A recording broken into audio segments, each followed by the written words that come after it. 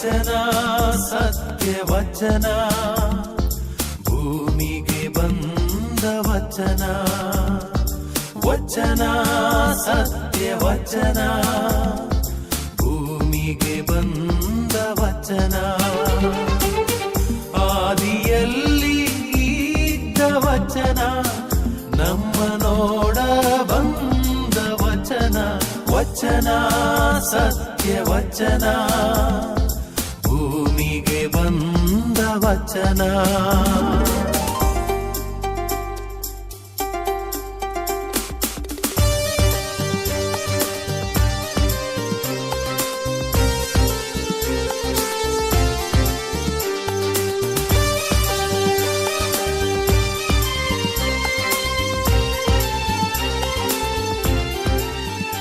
ಪಿತನ ಸುತನ ಮತ್ತು ಪವಿತ್ರ ಆತ್ಮನ ನಾಮದಲ್ಲಿ ಆಮೆನ್. ಪ್ರಿಯ ಸಹೋದರ ಸಹೋದರಿಯರೇ, ದೇವರ ವಾಕ್ಯವನ್ನು ಆಲಿಸುವ ಈ ವಚನಾಮೃತ ಕಾರ್ಯಕ್ರಮಕ್ಕೆ ನಿಮಗೆಲ್ಲರಿಗೂ ಪ್ರೀತಿಯ ಸ್ವಾಗತ. ಇವತ್ತು ದೇವರ ವಾಕ್ಯವನ್ನು ಧ್ಯಾನಿಸೋಣ. ದೇವರು ಖಂಡಿತ ನಮ್ಮನ್ನು ಪ್ರೀತಿಸುವ ದೇವರು. ಆ ಪ್ರೀತಿಸುವ ದೇವರಲ್ಲಿ ನಮ್ಮ ಜೀವನ ಯಾವತ್ತೂ ಪ್ರಾಮಾಣಿಕತೆಯ ಜೀವನವಾಗಿರಬೇಕು. ನಾವು ನಮ್ಮ ಜೀವನದಲ್ಲಿ ಒಂದು ವೇಳೆ ಪ್ರೀತಿಸುವಂತಹ ದೇವರನ್ನು ನೋಯಿಸಿದರೆ ಅದು ನಮ್ಮ ಮೇಲೆ ಕೆಟ್ಟ ಪರಿಣಾಮ ಬೀರುತ್ತೆ. ಆ ದೇವರ ಪ್ರೀತಿಯನ್ನು ಅರ್ಥೈಸಿಕೊಂಡು ಆ ಪ್ರೀತಿಯಂತೆ ನಡೆದರೆ ದೇವರ ಆಶೀರ್ವಾದಗಳು ಮೇಲಿಂದ ಮೇಲೆ ನಮಗೆ ಕೊಡಲ್ಪಡುತ್ತವೆ. ಆದ್ದರಿಂದ ಈ ದೇವರ ವಾಕ್ಯವನ್ನು ಧ್ಯಾನಿಸೋಣ. ಯಾವ ರೀತಿಯಲ್ಲಿ ದೇವರಲ್ಲಿ ಪ್ರೀತಿಯಿಂದ ನಾವು ಬದುಕಲಿಕ್ಕೆ ಸಾಧ್ಯ, ಅದರ ಬಗ್ಗೆ ಸ್ವಲ್ಪ ಯೋಚಿಸೋಣ. ಇವತ್ತಿನ ದೇವರ ವಾಕ್ಯ ಶಿರಾಕನ ಗ್ರಂಥದಿಂದ ಆರಿಸಲಾಗಿದೆ. ಅಧ್ಯಾಯ 23 ವಾಕ್ಯ 16ರಿಂದ ನಾವೆಲ್ಲರೂ ಧ್ಯಾನಿಸೋಣ. ಅಧ್ಯಾಯ 23 ವಾಕ್ಯ 16ರಿಂದ ನಾವೆಲ್ಲರೂ ಧ್ಯಾನಿಸೋಣ. ಪಾಪದ ಮೇಲೆ ಪಾಪ ಕಟ್ಟಿಕೊಳ್ಳುವವರು 2 ಥರದ ಜನರು. ದೇವರ ಕೋಪವನ್ನು ತಮ್ಮ ಮೇಲೆ ಬರುವಂತೆ ಮಾಡಿಕೊಳ್ಳುವರು 3ನೆಯವರು. ಪಾಪದ ಮೇಲೆ ಪಾಪ ಕಟ್ಟಿಕೊಳ್ಳುವವರು 2 ಥರದ ಜನರು. ದೇವರ ಕೋಪವನ್ನು ತಮ್ಮ ಮೇಲೆ ಬರುವಂತೆ ಮಾಡಿಕೊಳ್ಳುವವರು 3ನೆಯವರು.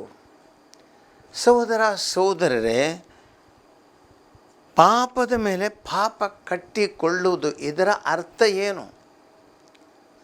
ಮನುಷ್ಯ ತನ್ನ ಜೀವನದಲ್ಲಿ ಯಾವಾಗ ತನ್ನ ಜೀವನ ಉದ್ದೇಶವನ್ನು ತಿಳಿದುಕೊಳ್ಳುವುದಿಲ್ಲ, ತಾನು ಯಾರೆಂಬುದು ತಿಳಿದುಕೊಳ್ಳುವುದಿಲ್ಲ, ಅಂತಹ ಮನುಷ್ಯನು ಪಾಪದ ಮೇಲೆ ಪಾಪಗಳನ್ನು ಕಟ್ಟಿಕೊಳ್ಳುತ್ತಾನೆ.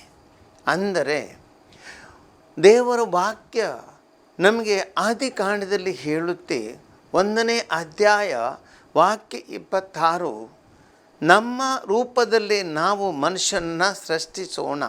ಅಂದರೆ ದೇವರು ಮನುಷ್ಯನನ್ನು ತನ್ನ ರೂಪದಲ್ಲಿ ಸೃಷ್ಟಿಸಿದ್ದಾರೆ.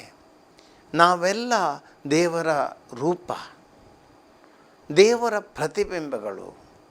ಹಾಗಾದರೆ ನಮ್ಮಂತಹವರು ಆ ದೇವರ ಪ್ರತಿರೂಪಗಳಿಗಾಗಿ ನಾವು ಜೀವಿಸಬೇಕಷ್ಟೇ. ಇದು ಸತ್ಯ. ಇದನ್ನು ನಾವು ತಿಳಿದುಕೊಳ್ಬೇಕು. ನಮ್ಮ ಜೀವನದ ಉದ್ದೇಶವೇನು ಈ ಲೋಕದಲ್ಲಿ? ಯಾತಕ್ಕಾಗಿ ನಾವು ಈ ಲೋಕದಲ್ಲಿ ಬದುಕ್ತಿದ್ದೀವಿ? ಸಹೋದರ ಸಹೋದರರೇ, ಈ ಜೀವನದಲ್ಲಿ ನಾವು ಯಾರಾದರೂ ಈ ಲೋಕಕ್ಕೆ ಕೇಳಿಕೊಂಡು ಬಂದಿಲ್ಲ. ದೇವರು ಪ್ರೀತಿಯಿಂದ ನನ್ನನ್ನು ಸೃಷ್ಟಿಸಿದ್ದಾರೆ. ಕೋಟಿ ಕೋಟಿ ಜನರಲ್ಲಿ ನನ್ನನ್ನು ಪ್ರತ್ಯೇಕವಾಗಿ ಸೃಷ್ಟಿಸಿದ್ದಾರೆ. ನನ್ನಂತಹವನ ಇನ್ನೊಬ್ಬನನ್ನು ದೇವರು ಸೃಷ್ಟಿಸಲಿಲ್ಲ. ಪ್ರತಿಯೊಬ್ಬರಿಗೆ ಅವರವರ ಲಕ್ಷಣಗಳಿವೆ, ವೈವಿಧ್ಯತೆ ಇದೆ. ಇಂಥ ರೂಪದಲ್ಲಿ ದೇವರು ಸೃಷ್ಟಿಸಿರುವಾಗ ಖಂಡಿತ ಅದು ಸತ್ಯದ ಮಾತು. ಏನಂದರೆ ದೇವರು ನಮ್ಮ ಮೇಲೆ ಏನೋ ಉದ್ದೇಶ ಇಟ್ಟುಕೊಂಡೇ ನಮ್ಮನ್ನು ಸೃಷ್ಟಿಸಿದ್ದಾರೆ. ಹಾಗಾದರೆ ಈ ಲೋಕದಲ್ಲಿ ಮನುಷ್ಯ ಜೀವನವನ್ನು ಜೀವಿಸುವ ನನ್ನ ಸೃಷ್ಟಿಕರ್ತನ ಇಚ್ಛೆ ಏನು? ನನ್ನನ್ನು ಸೃಷ್ಟಿಸುವಾಗ ಆ ದೇವರು ನನ್ನಲ್ಲಿ ಯಾವುದನ್ನು ಆಸೆ ಪಟ್ಟಿದ್ದಾರೆ, ಯಾವ ಉದ್ದೇಶನ ಇಟ್ಟುಕೊಂಡಿದ್ದಾರೆ, ಅದು ನಾನು ತಿಳಿದುಕೊಳ್ಳಬೇಕಾದದ್ದು ಬಹಳ ಮಹತ್ವದ ವಿಷಯ. ಇದನ್ನು ತಿಳಿದುಕೊಳ್ಬೇಕು ನಾನು. ಉದ್ದೇಶವಿಲ್ಲದೆ ದೇವರು ಯಾವುದನ್ನು ಸೃಷ್ಟಿಸುವುದಿಲ್ಲ. ಒಂದು ಹುಲ್ಲು ಕಡ್ಡಿ ಆಗಲಿ ಅದಕ್ಕೊಂದು ಉದ್ದೇಶ ಇದೆ. ಉದ್ದೇಶ ಇಲ್ಲದ ಯಾವುದೇ ಒಂದು ಕ್ರಿಮಿ ಕೀಟ ಈ ಲೋಕದಲ್ಲಿ ಖಂಡಿತ ಇಲ್ಲ. ಹಾಗಿರುವಾಗ ಈ ಸೃಷ್ಟಿಯಲ್ಲೇ ಶ್ರೇಷ್ಠ ಸೃಷ್ಟಿಯಾದ ಮಾನವನು, ದೇವರ ಕೈಯಿಂದ ಸೃಷ್ಟಿಸಲ್ಪಟ್ಟವನು, ನಾನು ಮತ್ತು ನೀವು ಪ್ರತಿಯೊಬ್ಬರು ಆ ದೇವರ ರೂಪ. ನಮ್ಮ ಜೀವನಕ್ಕೊಂದು ಉದ್ದೇಶವಿದೆ. ಆದರೆ ಯಾವಾಗ ನಾನು ಈ ಉದ್ದೇಶವನ್ನು ತಿಳಿದುಕೊಳ್ಳದೆ ನನಗಾಗಿ ಬದುಕ್ತೇನೆ, ನನ್ನ ಆಸೆಗಳಿಗಾಗಿ ಬದುಕುತ್ತೇನೆ, ನನ್ನ ಇಚ್ಛೆಗಳಿಗಾಗಿ ಬದುಕುತ್ತೇನೆ, ನಾನು ಏನು ಮಾಡ್ತೀನಿ? ಪಾಪವನ್ನು ಮಾಡ್ತೀನಿ. ಆದಿಕಾಂಡದಲ್ಲಿ ನಾವು ನೋಡುತ್ತೇವೆ, 2ನೇ ಅಧ್ಯಾಯದಲ್ಲಿ 3ನೇ ಅಧ್ಯಾಯದಲ್ಲಿ ನಾವು ನೋಡ್ತೇವೆ. ಆದಿ ಮಾನವರು ಅದಾಮ ಮತ್ತು ಈವರು, ದೇವರು ಅವರನ್ನು ತನ್ನ ರೂಪದಲ್ಲಿ ಸೃಷ್ಟಿಸಿದರು. ಏದೆನ್ ತೋಟದಲ್ಲಿ ಅವರಿಗೆ ಅಲ್ಲಿ ವಾಸಿಸಲು ಸ್ಥಳ ಕೊಟ್ಟರು. ಎಲ್ಲ ಸೃಷ್ಟಿಯನ್ನು ಅವರ ಕೈಗೆ ಕೊಟ್ಟರು. ಅವರ ಬದುಕಿಗೆ ಏನು ಬೇಕು ಎಲ್ಲವನ್ನೂ ಕೊಟ್ಟರು. ಆದರೆ ಇಷ್ಟು ಕೊಟ್ಟ ಮೇಲೂ, ಇಷ್ಟು ಪ್ರೀತಿ ದೇವರು ತೋರಿದ ಮೇಲೂ ಅವರಿಗೇನು ಕಡಿಮೆ ಆಗದಂತೆ ನೋಡಿಕೊಂಡ ದೇವರು ಒಬ್ಬಂಟಿಗರಾಗಿ ಸೃಷ್ಟಿಸಲಿಲ್ಲ. ಗಂಡು ಮತ್ತು ಹೆಣ್ಣಾಗಿ ಸೃಷ್ಟಿಸಿ ಪರಸ್ಪರ ಪ್ರೀತಿಯಿಂದ ಬಾಳುವಂತಹ ಒಂದು ಜೀವನವನ್ನು ಕೊಟ್ಟರು. ಇವರ ತೃಪ್ತಿ ಬಹುಶಃ ಅವರ ತೃಪ್ತಿ ತಣಿಯಲಿಲ್ಲ. ಆಸೆ ಇಟ್ಟುಕೊಂಡರು, ದೇವರ ಇಚ್ಛೆಗೆ ವಿರುದ್ಧವಾಗಿ ಹೋದರು. ತಿನ್ನಬಾರದೆಂಬ ಆ ಹಣ್ಣನ್ನು ತಿಂದರು. ಮಾಡಬಾರದೆಂಬ ಕೃತ್ಯವನ್ನು ಮಾಡಿದರು. ಪಾಪ ಕೃತ್ಯಕ್ಕೆ ಒಳಪಟ್ಟರು. ಇದರಿಂದಾಗಿ ಎಲ್ಲವನ್ನು ಕಳಕೊಂಡರು. ಇಷ್ಟರಲ್ಲೇ ಅವ್ರದ್ದು ಮುಗಿಯಲಿಲ್ಲ. ದೇವರು ಅವರನ್ನು ಕೇಳಲಿಕ್ಕೆ ಬಂದಾಗ ಆ ಪಾಪವನ್ನು ಒಪ್ಪಿಕೊಳ್ಳಿಲ್ಲ. ಇನ್ನೊಂದು ಪಾಪ ಮಾಡಿದರು, ಸುಳ್ಳಾಡುವ ಪಾಪ ಮಾಡಿದರು. ಪಾಪದ ಮೇಲೆ ಪಾಪ ಹೊರಿದರು. ಆ ಪಾಪವನ್ನು ಇನ್ನೊಬ್ಬರ ಮೇಲೆ ಹಾಕಲಿಕ್ಕೆ ಪ್ರಯತ್ನ ಪಟ್ಟರು. ಇದೇ ಮನುಷ್ಯನು ಮಾಡುವಂತಹ ತಪ್ಪು. ಪಾಪಗಳ ಮೇಲೆ ಪಾಪ ಮನುಷ್ಯ ಮಾಡುತ್ತಾನೆ. 6ನೇ ಅಧ್ಯಾಯ ಆದಿಕಾಂಡದಲ್ಲಿ ದೇವರು ಸೃಷ್ಟಿಸಿದ ಮಾನವನು ಈ ಲೋಕದಲ್ಲಿ ವಿಲಾಸಿ ಜೀವನಕ್ಕೆ ಒಳಪಟ್ಟನು. ಕೆಟ್ಟ ಜೀವನವನ್ನು ಬದುಕಿದನು. ಆ ದೇವರು ಅವರನ್ನು ನೋಡಿ ಯಾಕೆ ಈ ಮನುಷ್ಯನನ್ನು ಸೃಷ್ಟಿಸಿದ್ದೇನೆ ಎಂಬುದಕ್ಕೆ ಪಶ್ಚಾತ್ತಾಪ ಪಡುವಂಥ ಪರಿಸ್ಥಿತಿಗೆ ಹೋಯಿತು. ಅಂತಹ ಕೆಟ್ಟ ಜೀವನವರು ನಡೆಸಿದರು. ಪಾಪದ ಮೇಲೆ ಪಾಪಗಳು. ಈಜಿಪ್ಟ್ ದೇಶದಿಂದ ತಾನು ಬೆಳೆಸಿಕೊಂಡು ಬಂದಂತಹ ಈ ಇಸ್ರಾಯೇಲರು, ಆ ದೇವರು ಎಷ್ಟು ಪ್ರೀತಿ ಅವರ ಮೇಲೆ ತೋರಿಸಿದರು, ಎಂಥ ಅದ್ಭುತಗಳನ್ನು ಮಾಡಿದರು. ಈಜಿಪ್ಟ್ನಿಂದ ಅಲ್ಲಿ ಹೊರಬರುವವರಿಗೆ ಕೆಂಪು ಸಮುದ್ರವನ್ನು ದಾಟಿಸಿದ್ರು, ಮನ್ನವನ್ನು ಕೊಟ್ಟರು, ಬಂಡೆಯಿಂದ ನೀರನ್ನು ಕೊಟ್ಟರು, ಮೋಡದ ರೂಪದಲ್ಲಿ ಅವರು ಬಿಸಿಲಿಗೆ ಅವರೊಟ್ಟಿಗೆ ನಿಂತರು, ಬೆಳಕಿನ ರೂಪದಲ್ಲಿ ರಾತ್ರಿಗೆ ಅವರಿದ್ದರು. ಆದರೂ ಈ ಜನ ದೇವರ ಈ ಒಳ್ಳೆಯ ಪ್ರೀತಿಗೆ ತೃಪ್ತಿ ಪಡಲಿಲ್ಲ. ಪುನಃ ಪಾಪದ ಮೇಲೆ ಪಾಪ ಮಾಡಿದರು. ಮೂರ್ತಿ ಪೂಜೆ ಮಾಡಿದರು. ನೋಡಿ, ದೇವರು ಈ ರೀತಿಯಲ್ಲಿ ಎಷ್ಟು ಪ್ರೀತಿ ತೋರಿಸಿದ್ರು ಈ ಜನ ಪಾಪ ಮಾಡಿಕೊಂಡೇ ಹೋಗ್ತಾರೆ. ದಾವೀದ ಅರಸ, ಇಷ್ಟು ದೊಡ್ಡ ಅರಸ, ಎಷ್ಟೋ ರೀತಿಯಲ್ಲಿ ದೇವರು ಅವ್ರನ್ನ ಹರಸಿದರು. ಗೊಲಿಯಾತನ ವಧೆ ಮಾಡುವಂಥ ಶಕ್ತಿಯನ್ನು ಕೊಟ್ಟರು. ಆದರೆ ಇಷ್ಟೆಲ್ಲ ಪ್ರೀತಿಯನ್ನು ಕೊಟ್ಟ ನಂತರವೂ ದಾವೀದ ಅರಸನು ಉರಿಯನನ್ನು ಕೊಂದು ಆತನ ಹೆಂಡತಿಯನ್ನು ತನ್ನದಾಗಿಸಿಕೊಂಡು ಪಾಪದ ಮೇಲೆ ಪಾಪ ಮಾಡಿದರು. ಸಹೋದರರೇ, ಇದು ಮನುಷ್ಯನ ಕೆಟ್ಟ ಒಂದು ಗುಣ. ಅದಕ್ಕೆ ದೇವರ ವಾಕ್ಯ ನಮಗೆ ಇವತ್ತು ಹೇಳುತ್ತೆ, ಪಾಪದ ಮೇಲೆ ಪಾಪ ಕಟ್ಟಿಕೊಳ್ಳುವವರು ದೇವರ ಕೋಪವನ್ನು ತಮ್ಮ ಮೇಲೆ ಕಟ್ಟಿಕೊಳ್ಳುವರು. ಸೋದರ ಸೋದರರೇ, ನಾವಾದರೂ ಅಷ್ಟೇ. ನಾನೇನು ಒಬ್ಬರಿಗೆ ತುಂಬ ಪ್ರೀತಿ ತೋರಿಸ್ತೀನಿ, ಪ್ರೀತಿ ಮೇಲೆ ಪ್ರೀತಿ ತೋರಿಸ್ತೇನೆ. ಆದರೆ ಆ ಪ್ರೀತಿಗೆ ಅವರು ಸ್ಪಂದಿಸದಿದ್ದಾಗ, ಆ ಪ್ರೀತಿಗೆ ಅವರು ಕೆಟ್ಟದನ್ನು ನನಗೆ ಬಗೆಯುವಾಗ, ಉಂಡ ಮನೆಗೆ ಎರಡು ಬಗೆದಾಗ ನನ್ನ ಮನಸ್ಸಿಗೆ ಎಷ್ಟು ನೋವಾಗುತ್ತೆ, ನನಗೂ ಕೋಪ ಬರುತ್ತೆ. ನಿನ್ನ ಒಂದು ಟಿ ವಿಯನ್ನು ನೋಡಿದಂಥ ಘಟನೆ ನಾನು ಇದೇ ಕರ್ನಾಟಕದಲ್ಲಿ ಒಂದು ಕಡೆ ಹಾವೇರಿ ಒಂದು ಜಿಲ್ಲೆ ಅಂತ ಹೇಳ್ತೀವಿ ನಾವು, ಅಲ್ಲಿ ಒಬ್ಬ ಡ್ರೈವರನ್ನು ಅವ್ರು ಇಟ್ಟುಕೊಂಡಿದ್ದರು. 8 ವರ್ಷ ಆ ಮನೆಯಲ್ಲಿ ಕೆಲಸ ಮಾಡಿದಂತಹ ಡ್ರೈವರ್ ಏನೋ ಸ್ವಲ್ಪ ಸಮಯದಿಂದ ಕೆಲಸ ಬಿಟ್ಟು ಹೋದರು. ಆದರೆ ಮೊನ್ನೆ ಅಷ್ಟೇ ಅವರು ಇಬ್ಬರು ಸಂಗಡಿಗರನ್ನು ತೆಗೆದುಕೊಂಡು ಇಲ್ಲಿ ಮಾರಕ ಆಯುಧಗಳನ್ನು ಇಲ್ಲಿ ತೆಗೆದುಕೊಂಡು ಬಂದು ಯಾವ ಮನೆಯಲ್ಲಿ 8 ವರ್ಷ ಕೆಲಸ ಮಾಡಿದರೆ ಆ ದನಿಗೆ ಇರಿದು ಚೂರಿಯಿಂದ ಅಲ್ಲಿ ದರೋಡೆ ಲೂಟಿ ಮಾಡಿದರು ಮನೆಯನ್ನು. ನೋಡಿ ಎಂಥ ಪಾಪ ನೋಡಿ. ಉಂಡ ಮನೆಗೆ ಎರಡು ಬಗೆಯುವುದು. ಇಂತಹ ಮನುಷ್ಯರಿದ್ದಾರೆ ಲೋಕದಲ್ಲಿ. ಇದೇ ಹೇಳುವುದು, ನಾವು ಸಹ ಇದೇ ರೀತಿ ಇಂತಹ ಪಾಪಕ್ಕೆ ಒಳಪಡುತ್ತೇವೆ. ಆದರೆ ಏನಾಗುತ್ತೆ ಪರಿಣಾಮ? ದೇವರ ಕೋಪ ನಮ್ಮ ಮೇಲೆ ಬರುತ್ತೆ, ನಮ್ಮ ಮೇಲೆ ಅಂಟಿಕೊಳ್ಳುತ್ತೆ. ಇದರ ಕೆಟ್ಟ ಪರಿಣಾಮಗಳಾಗುತ್ತವೆ.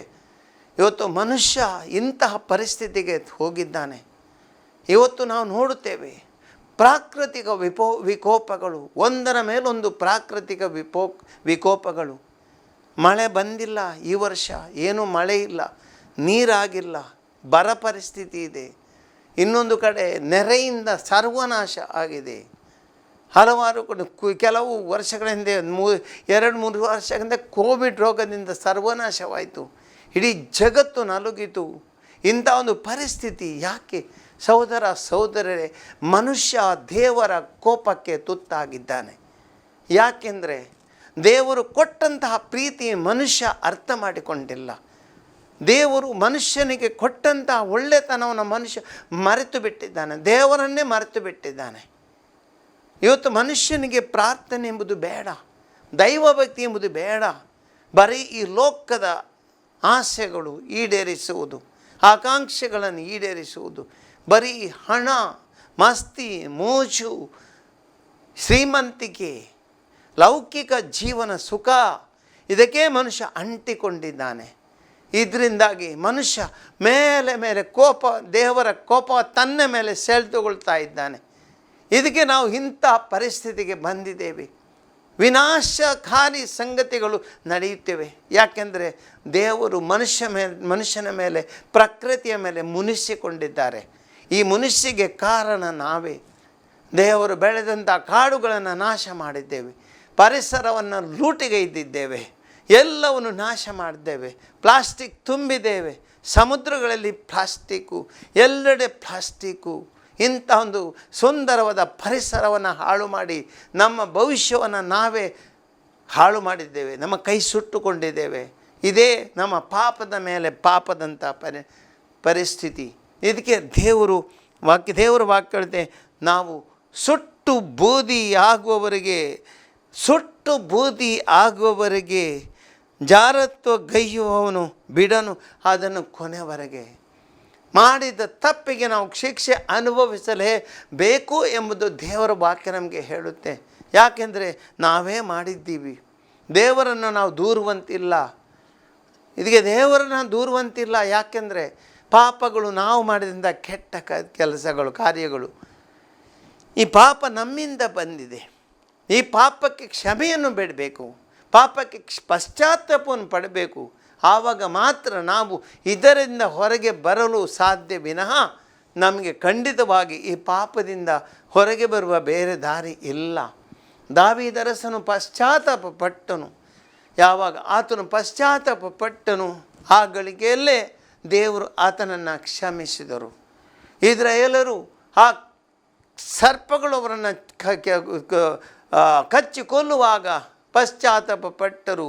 ಎಲ್ಲ ಆ ಸರ್ಪಗಳು ವಿಷ ಸರ್ಪಗಳಿಂದ ಅವರಿಗೆ ಬಿಡುಗಡೆ ದೊರಕಿತು.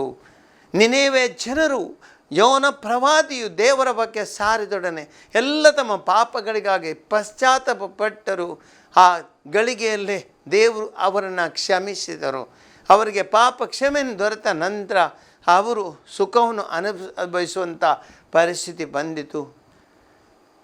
ನಾವು ದುಂದುಗಾರ ಮಗನನ್ನ ಜೀವನವನ್ನು ನೋಡ್ತೇವೆ. ಆತನು ಪಶ್ಚಾತ್ತಾಪ ಪಟ್ಟನು, ಎದ್ದು ತಂದೆ ಬಳಿಗೆ ಬಂದು ಕ್ಷಮೆಯನ್ನು ಬೇಡಿಕೊಂಡನು. ಪಾಪಗಳ ಮೇಲೆ ಪಾಪ ಮಾಡಿದಂತಹ ಈ ದುಂದುಗಾರ ಮಗ ಎಲ್ಲ ಪಾಪಗಳು ಆತನಿಗೆ ಕ್ಷಮಿಸಲ್ಪಟ್ಟವು. ಆತನು ತನ್ನ ತಂದೆಯ ಆ ಮನೆಯಲ್ಲಿ ಭಾಳ ಒಂದು ಒಳ್ಳೆಯ ಸ್ವಾಗತ ಆತನಿಗೆ ಸಿಕ್ಕಿತು. ಹಿಂದಿನ ಜೀವನ ಆತನಿಗೆ ಮರುಕಳಿಸಿತು. ಈ ರೂಪದಲ್ಲಿ ನಾವು ನೋಡ್ತೇವೆ. ದೇವರ ಪ್ರೀತಿ ಖಂಡಿತವಾಗಿ ನಾವು ಪುನಃ ಗಳಿಸಿಕೊಂಡು ಬೇಕಂದಾದರೆ ನಾವು ಪಶ್ಚಾತ್ತಾಪ ಪಡಬೇಕು. ಮತ್ತು ದೇವರ ವಾಕ್ಯ ಹೇಳುತ್ತೆ, ಪಾಪ ಮಾಡುವನು ಯೋಚಿಸಬೇಕಾದ ವಿಷಯ, ತಿನ್ನುವುದೆಲ್ಲ ರುಚಿಯಾಗಿರುತ್ತದೆ ಜಾರನಿಗೆ, ಅದನ್ನು ಬಿಡನವನು ಸಾಯುವವರೆಗೆ. ಸಹೋದರ ಸಹೋದರರೇ, ಯಾವ ರೀತಿ ಪಾಪಕ್ಕೆ ನಾವು ಒಳಗಾಗುತ್ತೇವೆ ಅಂತ ಈ ಸಿರಾಕನ ಗ್ರಂಥ ನಮಗೆ ಹೇಳುತ್ತೆ. ಒಬ್ಬನು ಪಾಪಕ್ಕೆ ಒಳಪಡುತ್ತಾನೆ ಎಂದ ಆ ಒಂದು ಪಾಪ ಮಾಡಿದಾಗ ಅದರ ಒಂದು ರುಚಿಯಾದವನು ತಿಂಡಿಯನ್ನು ತಿಂದಂತೆ. ಆ ಒಂದು ನಾವು ನೋಡ್ತೇವೆ ಅನೇಕ ಜನರು ಇವತ್ತು ಶರಾಬು ಅಥವಾ ಮದ್ಯಪಾನ, ಡ್ರಗ್ಸ್ ಇದಕ್ಕೆ ಒಳಪಡ್ತಾರೆ. ಆ ಒಂದು ಸೇವನೆಯ ಚಟಕ್ಕೆ ಒಳಪಟ್ಟವರು ಅದರಿಂದ ಹೊರಗೆ ಬರಲು ಸಾಧ್ಯವಾಗುತ್ತಿಲ್ಲ. ಯಾಕೆಂದರೆ ಅದಷ್ಟು ಒಂದು ರೀತಿಯಲ್ಲಿ ಅವನ್ನ ಆಕರ್ಷಿಸುತ್ತೆ. ಆ ಅಮಲು ಒಂದು ಅವರ ಜೀವನದ ಎಂತಹ ಒಂದು ಸ್ವರ್ಗದ ಒಂದು ಅನುಭವಕ್ಕೆ ಒಯ್ಯುತ್ತೆ, ಆದರೆ ಅಲ್ಪಕಾಲಿಕ ಮಾತ್ರ. ಅದರಿಂದಾಗಿ ಬರುವ ನೋವುಗಳು ಅನೇಕ. ಆದರೂ ಆವತ್ತನ್ನು ಹೊರಗೆ ಬರಲಿಕ್ಕೆ ಸಾಧ್ಯವಾಗುವುದಿಲ್ಲ. ಏಕೆಂದರೆ ಆ ಚಟ ಆ ರೀತಿ ಇದೆ. ಒಂದು ಗಳಿಗೆ ಅನುಭವ ಅದು ಒಳ್ಳೆಯ ಅನುಭವದಂತೆ ಕಾಡುತ್ತೆ. ಆದ್ದರಿಂದ ಒಮ್ಮೆ ಕುಡಿಯಲಿಕ್ಕೆ ಆರಂಭ ಮಾಡಿದವನು ಅದನ್ನು ಬಿಟ್ಟು ಬಿಡುವುದು ಬಹಳ ಅಷ್ಟು ಸುಲಭ ಅಲ್ಲ. ಅದರಿಂದ ಹೊರಗೆ ಬರಲು ಆತನಿಗೆ ಸಾಧ್ಯವಾಗುವುದಿಲ್ಲ. ಇದೇ ರೀತಿ ನಾವು ನೋಡುತ್ತೇವೆ. ಡ್ರಗ್ಸ್ ಇವುಗಳ ಬಗ್ಗೆ ನಾವು ನೋಡ್ತೇವೆ. ಅನೇಕರು ಈ ಚಟಗಳಿಗೆ ಒಳಪಡುತ್ತಾರೆ, ಆದರೆ ಹೊರಗೆ ಬರಲು ಅವರಿಗೆ ಸಾಧ್ಯವಾಗುವುದಿಲ್ಲ. ಆದ್ದರಿಂದ ತುಂಬ ಅವರು ಕಷ್ಟಪಡುವಂತಹ ಒಂದು ಪರಿಸ್ಥಿತಿ ಇದೆ. ಸಹೋದರ ಸಹೋದರರೇ, ದೇವರ ವಾಕ್ಯ ನಮ್ಮನ್ನು ಇದೇ ರೀತಿ ಎಚ್ಚರಿಸುತ್ತೆ. ಒಂದು ರೀತಿ ಪಾಪಕ್ಕೆ ಒಳಪಡಬಾರದೆ ಅಂತ ನಾವು ಎಚ್ಚರಿಕೆಯಿಂದ ಇರಬೇಕು. ನಾನೇನು ಮಾಡ್ತೇನೆ ಅಂತ ತಿಳಿದುಕೊಳ್ಬೇಕು, ಯೋಚಿಸಬೇಕು. ಒಂದು ಶರಾಬು ಬಾಟ್ಲಿಯನ್ನು ತಗೊಂಡ್ರೆ ಇದು ನನಗೆ ಎಷ್ಟು ಅಪಾಯಕಾರಿ, ಇದರಿಂದ ಇದರ ಬಂಧನದಿಂದ ಹೊರಗೆ ಬರಲಿಕ್ಕೆ ಅಷ್ಟು ಸಾಧ್ಯವನ್ನು ಯೋಚಿಸಬೇಕು. ನಾವು ಅದನ್ನು ದೂರ ಮಾಡುವುದೇ ಒಳ್ಳೆಯದು. ಯಾವುದೇ ಕೆಟ್ಟ ಚಟವಿರಲಿ, ಯಾವುದೇ ಕೆಟ್ಟ ಸಂಬಂಧಗಳಿರಲಿ, ಯಾವುದೇ ಕೆಟ್ಟ ಆಸೆಗಳಿರಲಿ, ವ್ಯಾಮೋಹಗಳಿರಲಿ, ಇವುಗಳಿಗೆ ಒಳಪಟ್ಟರೆ ಅದರಿಂದ ಹೊರಗೆ ಬರಲಿಕ್ಕೆ ಕಷ್ಟ. ಒಬ್ಬ ಶ್ರೀಮಂತಿಗೆ ಆಸೆ ಪಡುತ್ತಾನೆ, ತುಂಬ ಹಣ ಮಾಡಬೇಕೆಂಬ ಆಸೆಗೆ ಒಳಪಡ್ತಾನೆ. ಈ ಆಸೆಯಿಂದ ಆತನಿಗೆ ಹೊರಬರಲಿಕ್ಕೆ ಸಾಧ್ಯವಾಗುವುದಿಲ್ಲ. ಯಾವ ಹಣವನ್ನು ಆತ ಪ್ರೀತಿಸ್ತಾನೆ, ಈ ಸಂಪತ್ತನ್ನು ಪ್ರೀತಿಸ್ತಾನೆ, ಮಣ್ಣನ್ನು ಪ್ರೀತಿಸ್ತಾನೆ, ಅದರಿಂದ ಆತನಿಗೆ ಹೊರಗೆ ಬರಲಿಕ್ಕೆ ಸಾಧ್ಯವಾಗುವುದಿಲ್ಲ. ದೇವರ ಪ್ರೀತಿ ಮಾಡಲಿಕ್ಕೆ ಆತನಿಗೆ ಅಸಾಧ್ಯವಾಗುತ್ತೆ.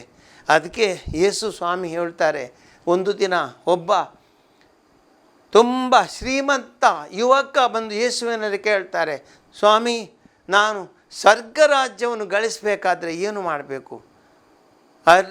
ಯೇಸು ಹೇಳ್ತಾರೆ, ಅಯ್ಯ, ಎಲ್ಲ ಉಪದೇಶಗಳಂತೆ ನಡೆದುಕೋ ಸ್ವಾಮಿ. ಅವೆಲ್ಲವನ್ನು ನಾನು ನನ್ನ ಬಾಲ್ಯದಿಂದ ಮಾಡ್ತಾ ಬಂದಿದ್ದೀನಿ. ಆದರೆ ಯೇಸು ಸ್ವಾಮಿ ಹೇಳ್ತಾರೆ, ನೀನು ಮಾಡುವಂಥ ಒಂದು ಸಂಗತಿ ಇದೆ. ಏನದು?